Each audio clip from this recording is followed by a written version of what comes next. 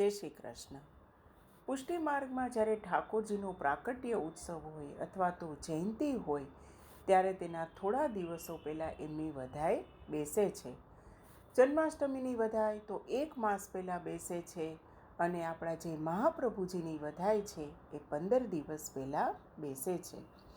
અને જ્યારથી આ વધાઈ બેસે અને વધાઈના કીર્તનો ગાવાના ચાલુ થાય ત્યારથી પ્રભુને વાદળી, શ્યામ, નીલો એવા બધા જે કલરો છે, જે અમાંગલિક કહેવાય છે, એવા કલરના વસ્ત્રો પ્રભુને નથી ધરવામાં આવતા. અને મંગળાથી શયન સુધીના જે દર્શનો થાય છે તેમાં મહાપ્રભુજીની અને જન્માષ્ટમીની વધાઈઓ ગાવામાં આવે છે. હવે આપણને વિચાર આવે કે આ જે વધાઈ છે એ 15 દિવસ પહેલાં કેમ બેસતી હશે, એનું શું કારણ હશે?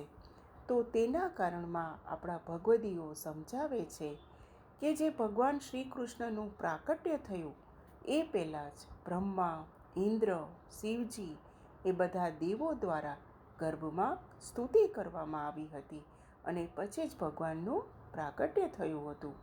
આથી પહેલાં વધાઈ બેસે છે અને જે વધાઈ ગાવામાં આવે છે અને એ વધાઈમાં શું હોય છે તો કે પ્રભુની લીલા, ગુણગાન એ બધા એનું વર્ણન કરવામાં આવે છે. અને પ્રભુને વંદન કરવાથી, ગુણગાન કરવાથી પ્રભુ અવતરિત થાય છે. સોમયજ્ઞના ફળ સ્વરૂપ શ્રી લક્ષ્મણ ભટ્ટજીને રામનવમીના દિવસે જ પ્રભુએ સ્વપ્નમાં બીડા અને માળા આપી અને આજ્ઞા કરી હતી કે હવે હું તમારે ત્યાં પ્રકટ થઈ રહ્યો છું. તેથી આગમની વધાઈ બેસે છે. પુષ્ટિ મહારસ દેન પ્રકટે, પુષ્ટિ મહારસ દેન પ્રકટે.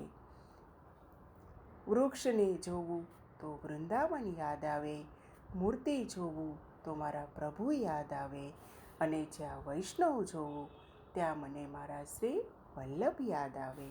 જય શ્રી કૃષ્ણ. શ્રી વલ્લભાધીશ કી જય.